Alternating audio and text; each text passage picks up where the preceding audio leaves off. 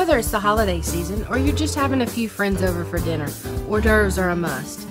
You don't have to go to culinary school to make these beautiful bite-sized appetizers.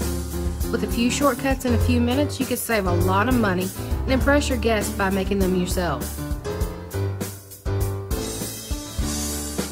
Today I'm going to show you how to make a savory roasted red pepper canapé, a creamy spinach artichoke canapé that you can also double as a dip, a light shrimp salad phyllo cup, and a sweet strawberry phyllo dessert cup.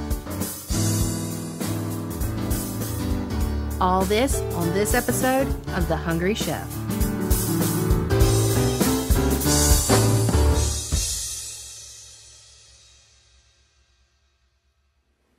Hi, my name's Sarah Smith, and welcome to The Hungry Chef Kitchen. Tonight I have a few friends coming over, and I need to make some hors d'oeuvres really quick. So we're going to start out with some canapes. What a canapé is a one-bite hors d'oeuvre that you can easily pick up. All you have to remember on a canapé is the four basic components. You have your base, you have a spread, a body, and a garnish. Today for our bases, we're going to use this beautiful baguette that I got from Sugar Magnolia Bakery in downtown Statesboro. And what you're going to do is you're just going to go ahead and you're going to cut it in half. And what we're going to do is we're going to use half of it for our roasted red pepper canapé, and the other half is going to be for our spinach canapé that we're going to do a little bit later. You're going to cut them in about 1/4 inch slices or so, just enough to have a little cracker type base.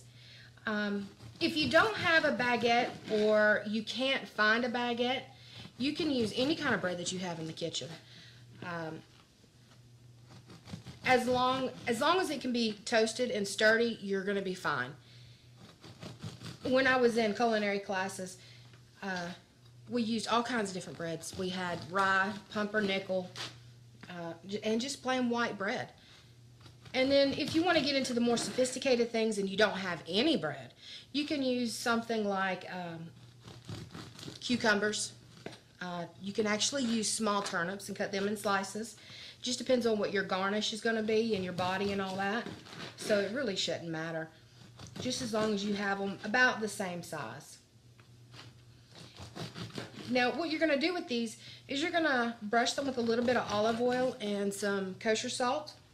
And you're going to toast them in a 350-degree oven that I've already got preheated.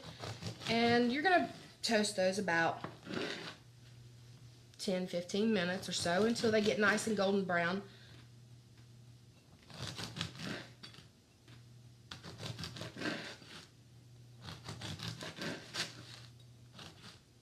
Now that I have all the baguette slices cut up, we're going to take them and put them on a cookie sheet that needs to be lined with foil so they don't stick.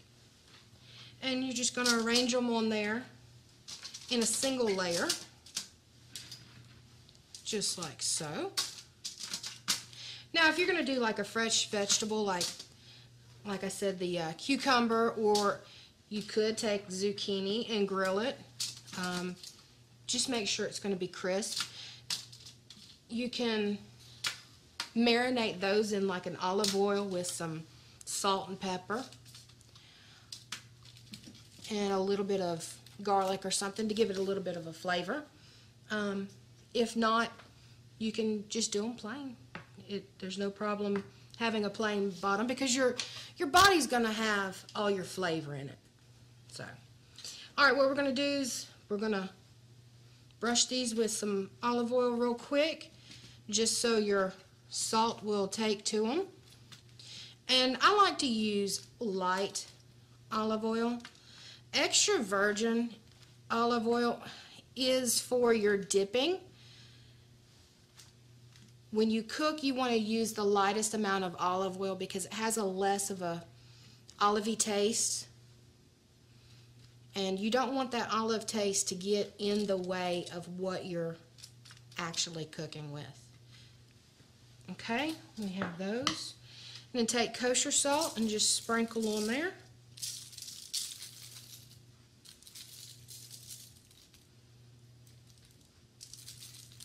Okay, now we're going to put these in the oven for about 10 minutes just so they can toast up really well. Now that we have our baguettes in the oven, we're going to start on the body of our roasted red pepper canapé. And all you're going to have in it is 3 tablespoons of olive oil, a tablespoon of white wine vinegar or apple cider vinegar, whichever one you have. Right now I've got some apple cider, and some capers, about a tablespoon or so, and a teaspoon and a half of some sugar, and a half a teaspoon of cumin seeds.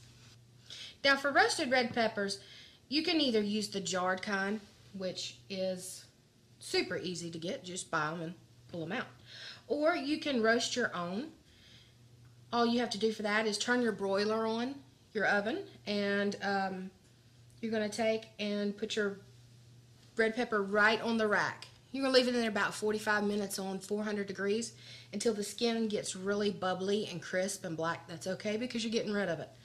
All you have to do is take it and put it in a metal bowl and cover it with some plastic wrap. That's going to trap the heat inside, and it's going to make the skin super soft, and all you do is you're just going to wipe it off.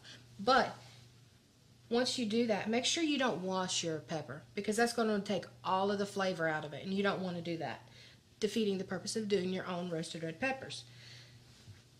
But these right here are some that I had done earlier, and what you're going to do is you're going to slice them up, and you're going to do about 1/4 of an inch of a dice, because you don't want them too small, but you don't want them too chunky either, because these are going to be small one bite things. So you're going to do them about 1/4 of an inch. And I like to use red bell peppers because red bell peppers are a whole lot prettier than green, and they're a lot sweeter. They don't have that peppery taste. Now if you want, you can, and you want to do regular bell peppers, you can get red, yellow, and orange bell peppers and do them, roast them yourself.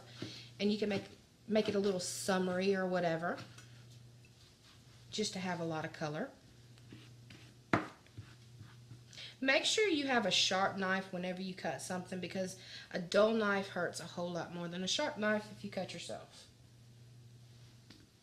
And if you cook a lot, you will cut yourself. But you can see these beautiful charred marks where the skin didn't come all the way off, but that's good, because that's got more flavor.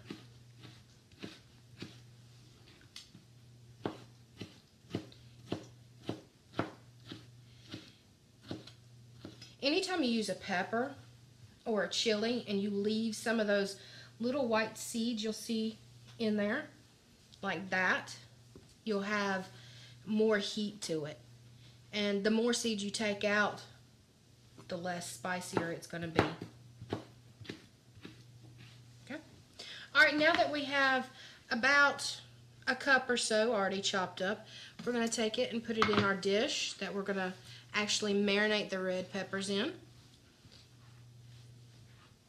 And if you get the jarred kind, you're going to use about 3/4 of the jar. You're not going to use a whole jar.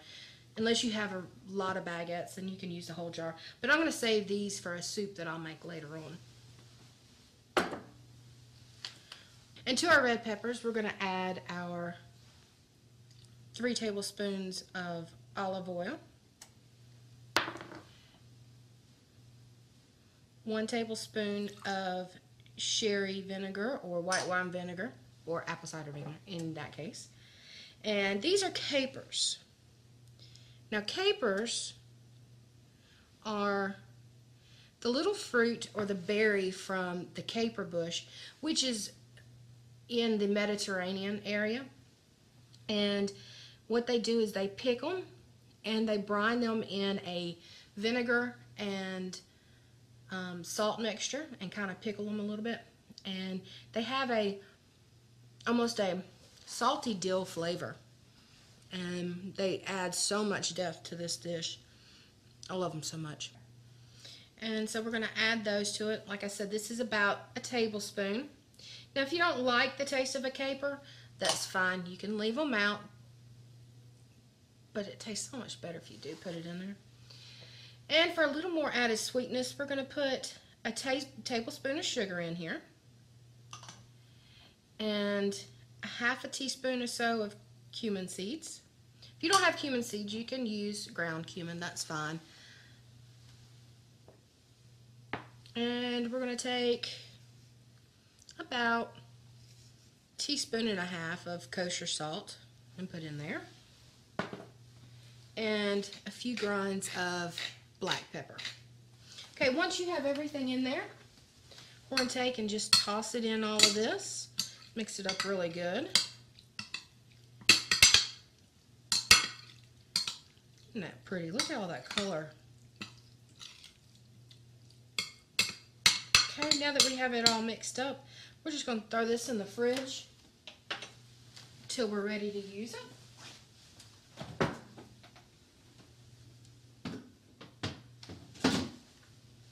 Okay, our peppers are in the fridge, and we're going to check on our baguette slices that we've had in here. It's been about 8 or so minutes. Let's check them out. Oh yeah, they're done. Look at that, nice and golden. And they are crisp. So let's go ahead and let them cool down, and we'll start on our spinach artichoke canapé. And for our spread, we're going to use 16 ounces of cream cheese and some garlic powder. And what we're going to do is we're going to take a little bit and sprinkle on there, and a couple pinches of kosher salt and some black pepper. And we're just going to cut through this and mix it up, because half of this, well, not half, majority of it is going to be for our spinach canapé, and about a third of it, I'd have to say, is going to be for your roasted red pepper canapé. And while you mix this, you want to taste it, because this is going to be served chilled or at room temp. So the flavor, you want to tend to over season it a tad, because when food temperatures are cooler, they tend to be a little more bland. And you don't want to go ahead and make it and put it on there and, oh, I gotta add some more salt, gotta add some more pepper. Could actually use a little more garlic powder.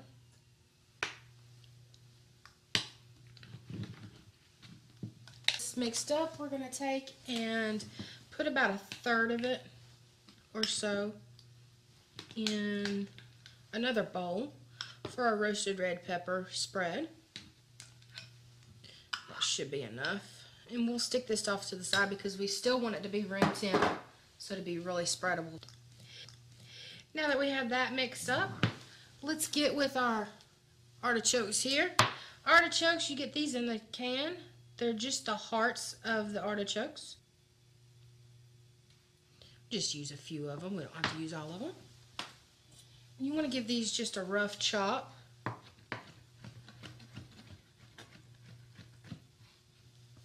Move these out of the way here.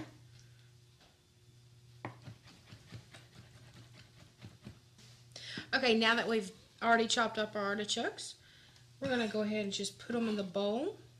So what we're going to do is we're going to get our spinach and some paper towels. And you're going to take your spinach that you've had in your strainer.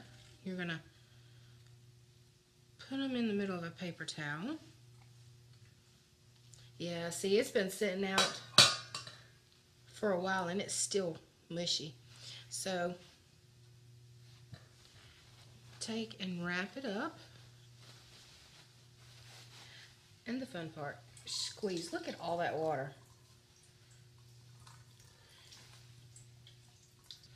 And you're going to squeeze it until you get almost all of the liquid out.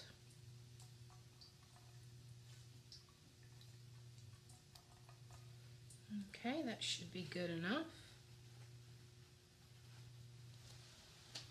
And it should make a little ball. Yeah, that's good. Just like that.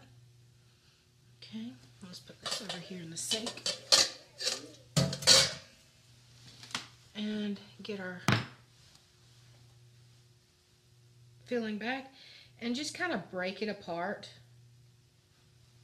and throw it back in your bowl.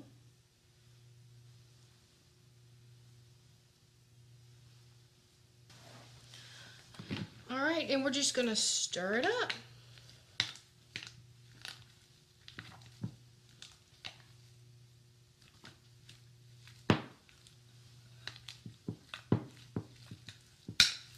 What we're going to do for our garnish is a little bit of chiffonade of a basil. And for that, you're going to take basil, fresh basil, and what you're going to do is, I've already picked these off, and you're going to stack the leaves like so.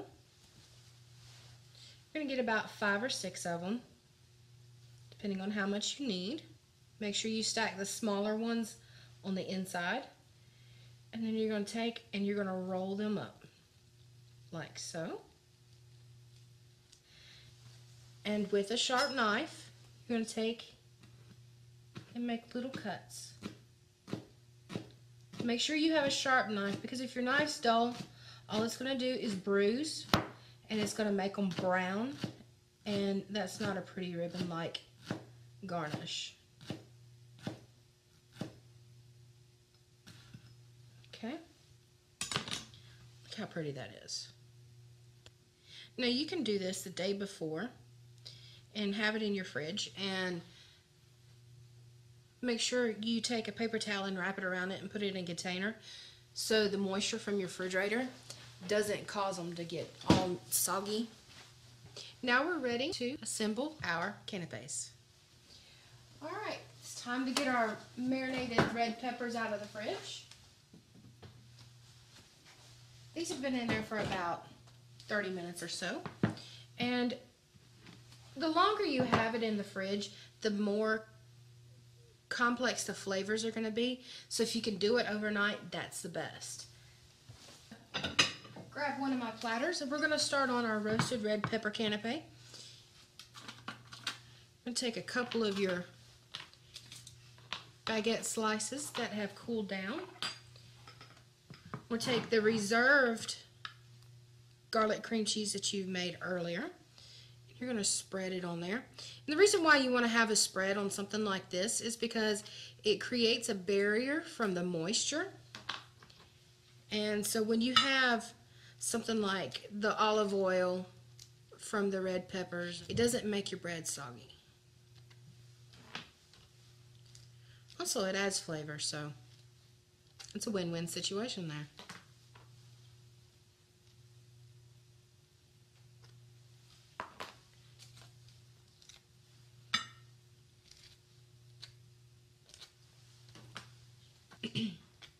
Okay, now that we've got our spread on some of our baguette slices, let's take some of our marinated roasted red peppers and put a little bit on top. Ooh. There we go. Place them on our platter.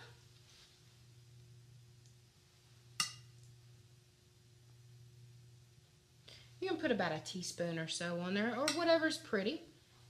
If you just want 1 or 2 little pieces on there, that's fine.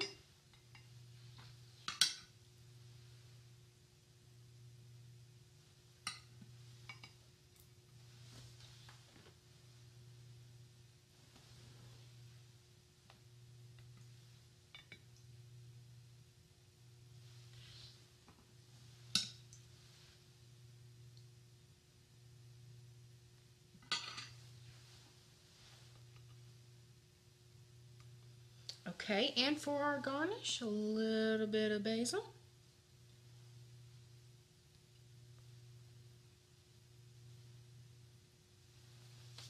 And there you have it. Roasted red pepper canapé.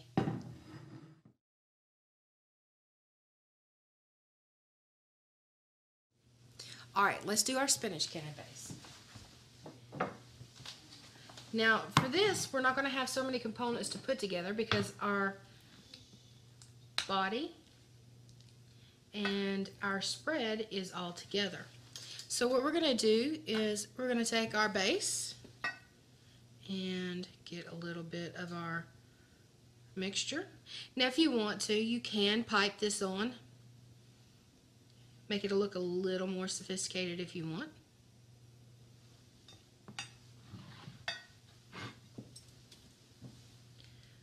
you can put it in a bowl and place it on a bigger platter and put your baguette slices or pita chips, if you have any pita chips, around that, and you can have your spinach dip there.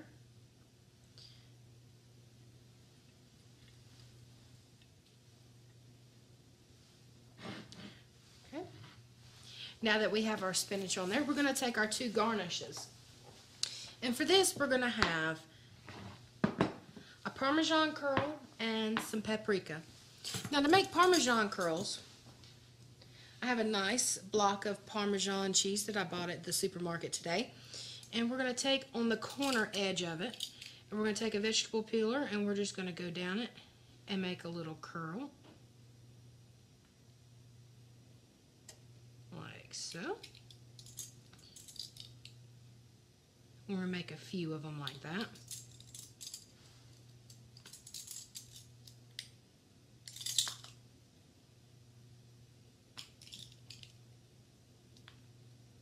And the wider they are, the better it's going to be. Okay, and if it chunks off like that, that's fine. What you're going to do is you're going to take a little bit, place it on top like that.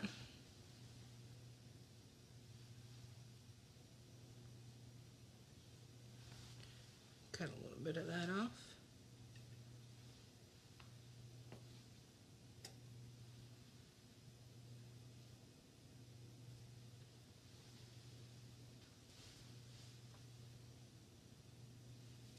Once you get your Parmesan on there, take you a little bit of paprika and sprinkle over top for a little added color.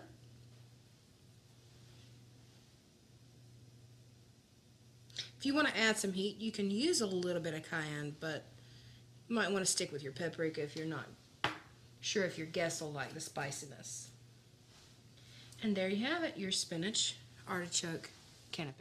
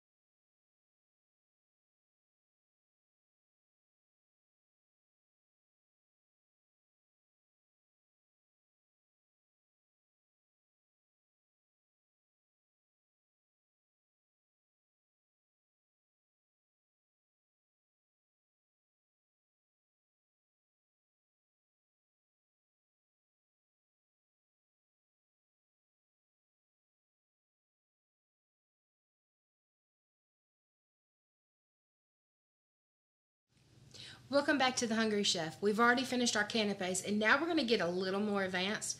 We're going to start with some phyllo dough. We're going to make some phyllo cups. And for this, you can find this in your freezer section at the grocery store. Phyllo dough is thin sheets of dough that comes from the Middle Eastern area. And it's so thin, you have to be so careful with it. You can almost see through it. And if you rip it a little, that's okay. But you want to lay it out on some parchment paper or wax paper. And what we're going to do is we're going to brush this with some butter. Now first we're going to start with our shrimp phyllo cups. And with that we're going to do some garlic butter. It's just some butter that I've melted and put some garlic in. And we're going to get a little bit of this and brush very gently on it, because if you're too rough with it, you will tear it. If you want, you can just blot it on there. If you don't feel like you can do phyllo dough like this, make your own little cups, you can purchase them already pre-done. And all you have to do is just pop them in your mini tins and go ahead and bake them. But making them is so much better because you get extra flavor with what we're going to put in between the sheets. Alright, now that I have this brushed with some butter, this is where our extra flavor comes. All it is some Parmesan that I've shredded up, and I have some parsley in there. And what we're going to do is we're going to sprinkle it on the sheet, like so. And then we're going to take another sheet very carefully and gently.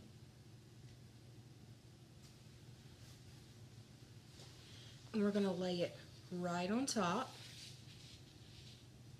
And that butter that we've put on there will help keep it together.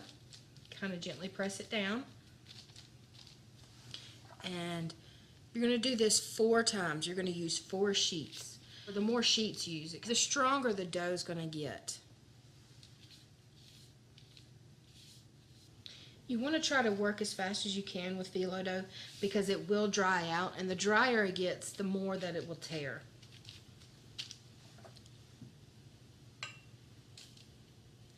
That garlic smells so good. I'm a garlic girl, I can't help it. Don't forget, on your last sheet, you're going to still spread the garlic butter on top. But we're not going to sprinkle this with the parsley and Parmesan.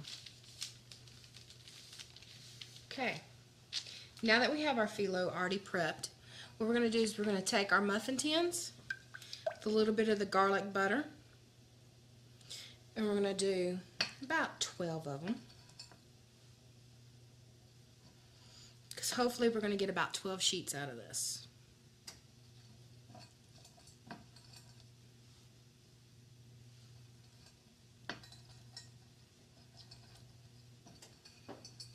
Okay. Alright, now that we have them brushed, we're going to take and we're going to cut them in 12 squares. When you cut anything, you always want to start with a half. Alright? And then we're going to cut each half twice, making 3 sections. So we'll go right about here.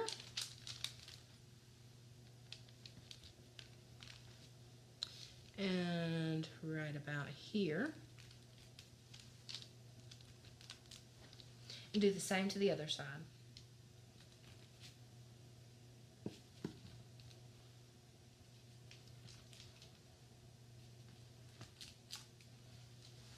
Once you have your 6 strips, then you're going to cut them in half this way, making your 12 squares.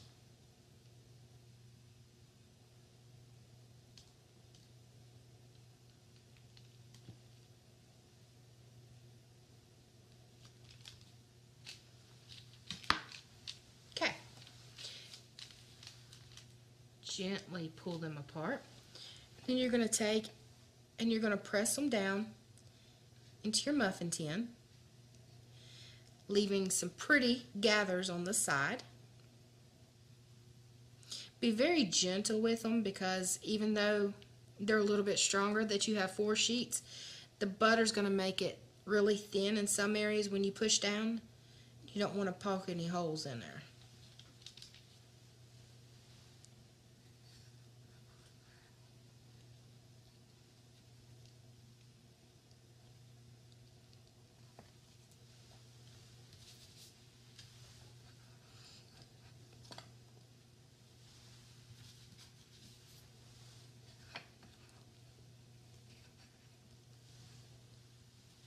Okay, now that we have those out of the way, let's do our sweet phyllo cups.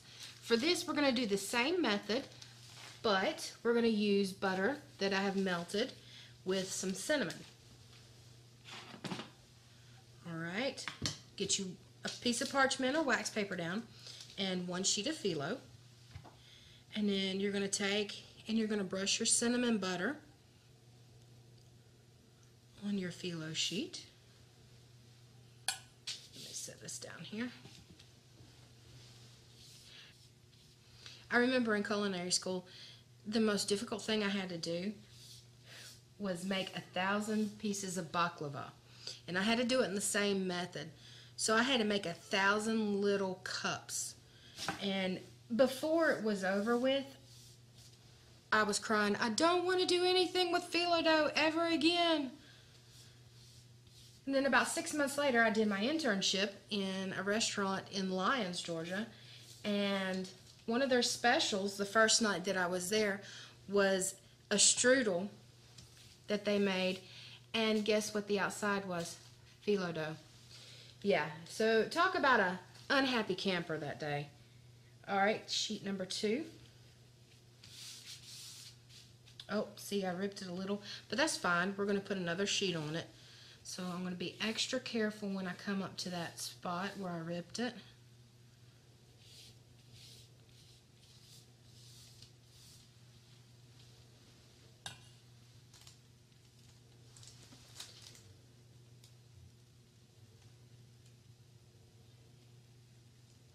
Okay, and our last sheet.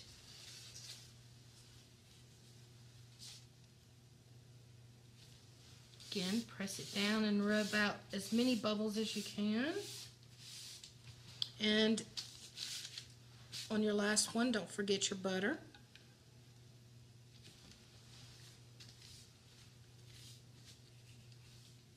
I do want to emphasize that you want to use butter and not margarine. Because when you use whole butter, you get better flavor. But also, margarine is one compound away from being plastic. So when you melt it, it turns really watery and it's not going to hold up as well. Okay, with our remaining cinnamon butter, be careful not to drip it into your other ones, but we're going to put it in our tins here.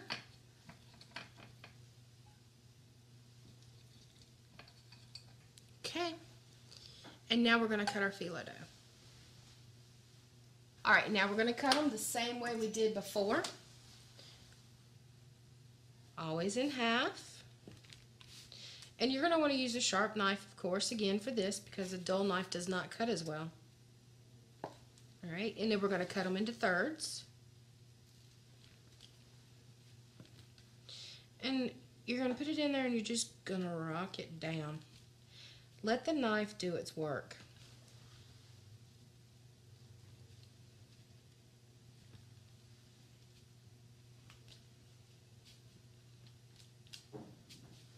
And then you're going to take your 6 and cut them in half.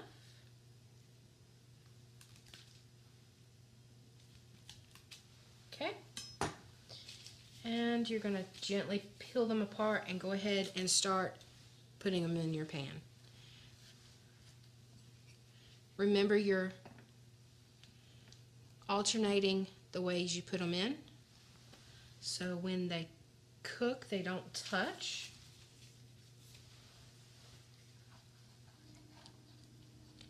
And again, make sure you press them all the way down into it.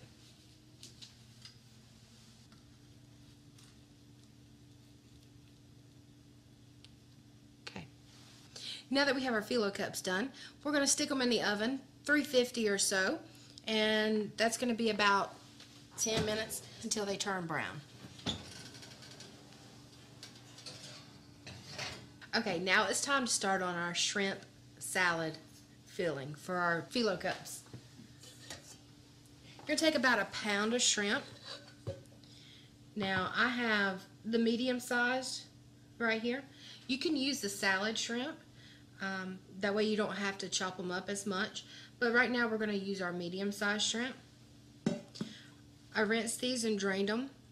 They're already peeled and deveined, so you don't have to worry about all that messiness. I've taken the tails off, and we're just going to do a rough chop of these. Or run your knife through it. If you don't like shrimp, you can use crab or you can use lobster. You can even use chicken if you want. Okay, now that we've done a rough chop of it, You're going to take it and you're going to put it back in your bowl. Okay, now that we have our shrimp already chopped, we're going to take a little bit of a lemon and we're going to squeeze it on there. If you don't have a lemon, you can use lime, that's fine.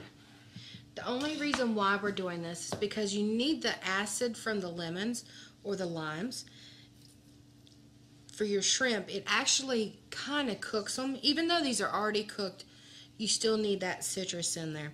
Plus it gives it a bright flavor, so that's always good. Okay. You want to do a whole lemon. Catch the seeds this time. Okay. You want to give that a toss real quick. Okay, we're going to set this aside and get rid of our lemon and our seeds that we don't need. And we're going to start on our celery. I already have some celery chopped up, about 1/8 of an inch, but I want to show you how I got them so small. Take it about 2-3 inches long. You're going to cut it in half. And then you're going to cut little matchsticks. Now, depending on how good your knife skills are, will determine on how many celery sticks you can cut at one time. You may want to start out with 1 if you're not that great, or 3 or 4. But I'm going to go ahead and do all of these at one time. And when you do it, you're going to stack them and push them up against the knife to make them a straight shot. And then you're going to go and cut about 1/4 of an inch down. And that'll give you your little piece. So I'm going to go ahead and cut the rest of these out.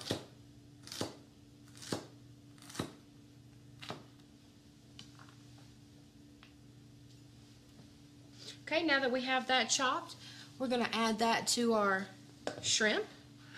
Now this is about 1/2 cup of celery. It's going to add a nice texture against that shrimp. Dump the rest of that in there. Alright. Yeah, that looks good.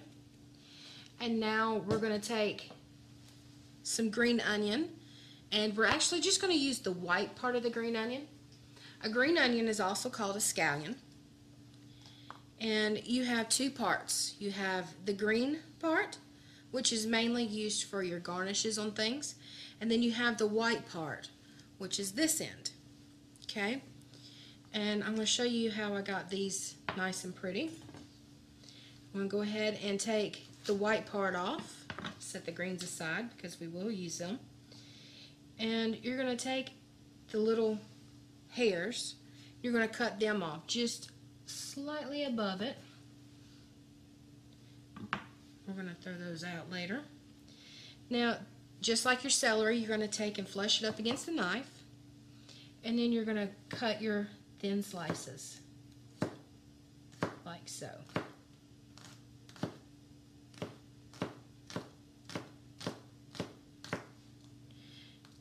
When you cut, use your fingers as a guide and move them up.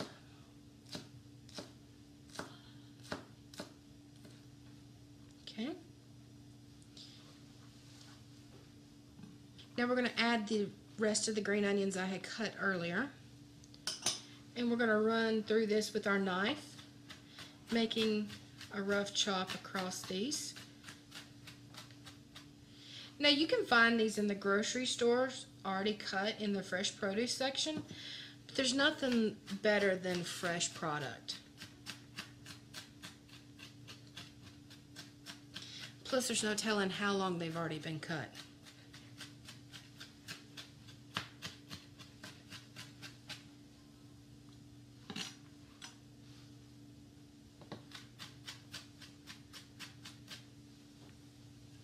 Okay, let's add them back to our bowl. This is going to give it a mild onion flavor.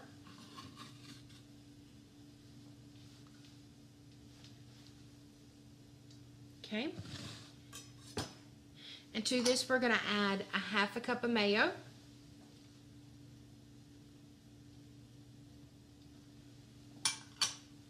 And we're going to use about a teaspoon and a half of kosher salt and a few grinds of black pepper.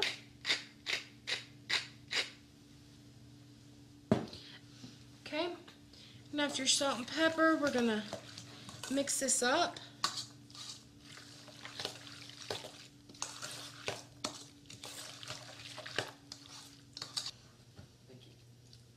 And as usual, you're going to have to taste it.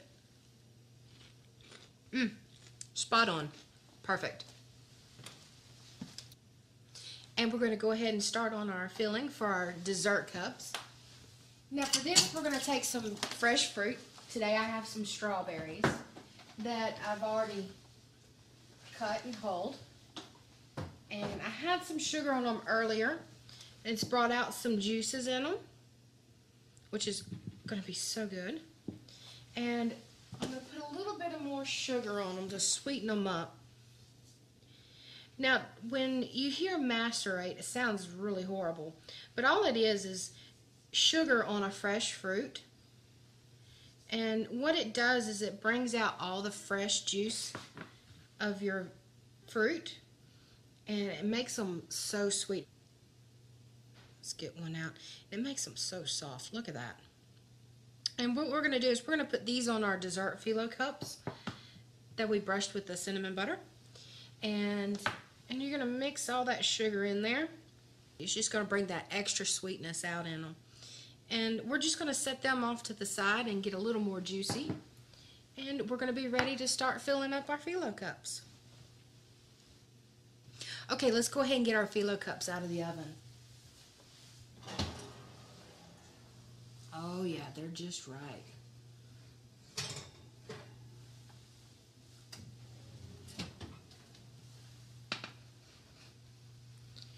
They're gonna slightly break, that's fine. But that's only because they're so thin. We're gonna let them cool a little bit and harden up so they don't break all the way. While we let them cool, let's go ahead and cut our green onion slices for our garnish on the shrimp. And you're just going to take the green onion part, the green part of the green onion, and you're going to stack it and flush it up against the knife and cut it in half. And I'm going to go in half again. But again, just do whatever's comfortable for you. And you're going to take and slice all the way through it and move your knife. That way you know you cut all the way through them.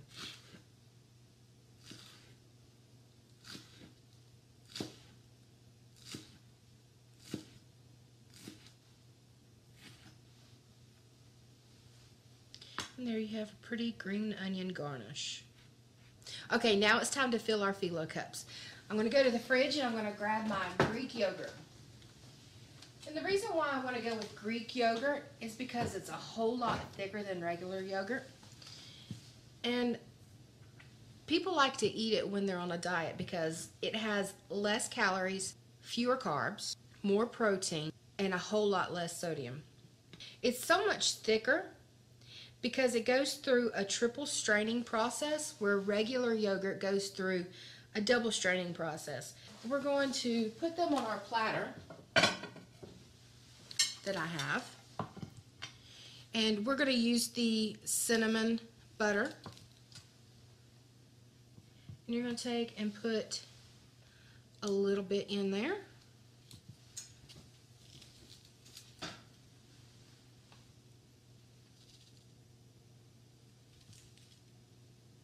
And it's okay if they fall apart a little bit.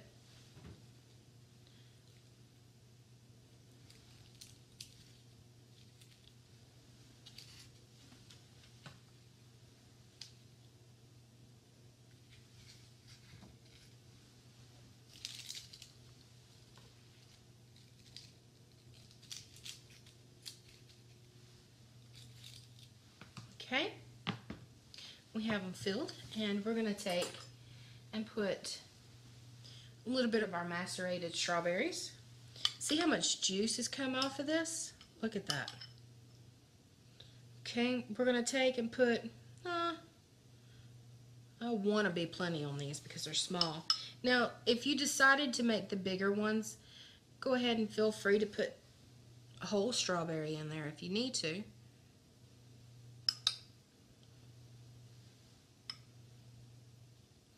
Put a little bit of that juice on there. Oh, that's so pretty.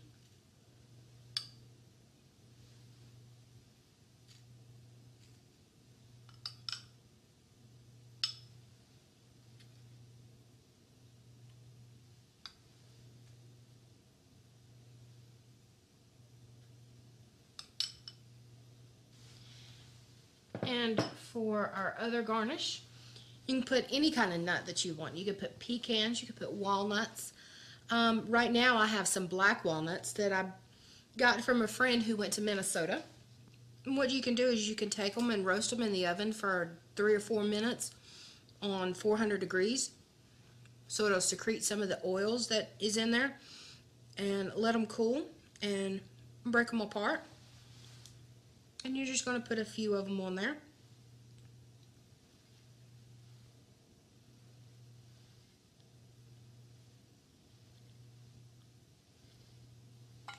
Oh.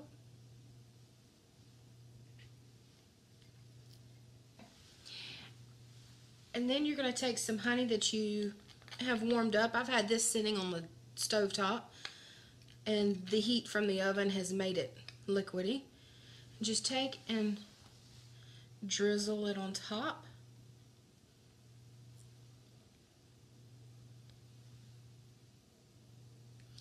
Once you get that first drop going, then it's so much easier to drizzle. And if you get some on the plate, that's fine.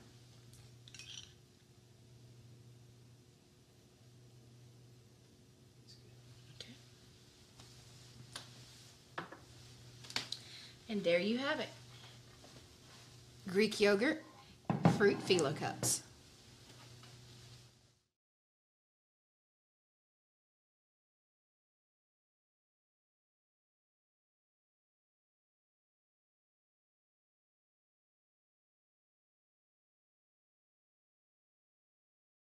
Now it's time to fill up our shrimp phyllo cups. Get your serving platter out. And these are going to be your garlic butter and Parmesan and parsley. What you're going to do is you're going to take some of your shrimp mix.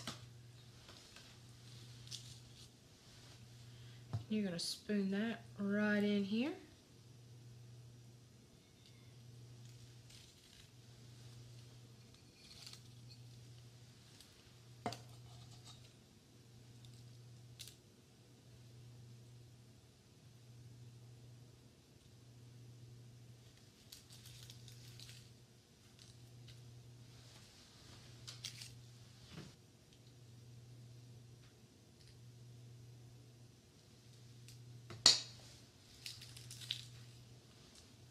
Okay, and we'll get the extra shells off of here.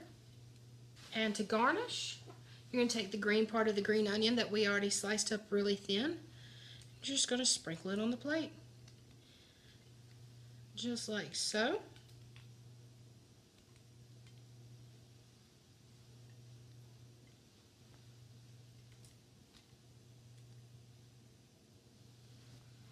And there's your shrimp phyllo cups.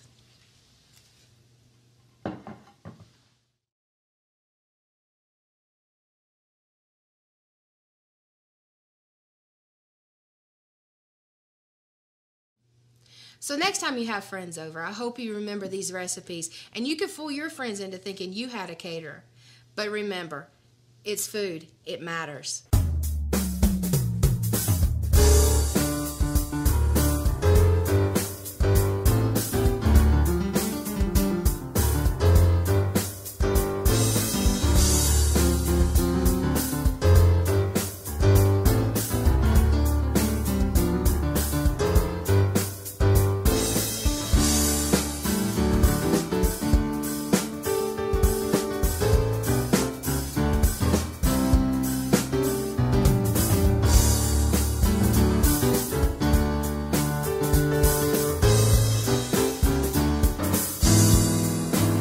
For the recipes that you've seen on today's show, go to www.hungrychef.weebly.com.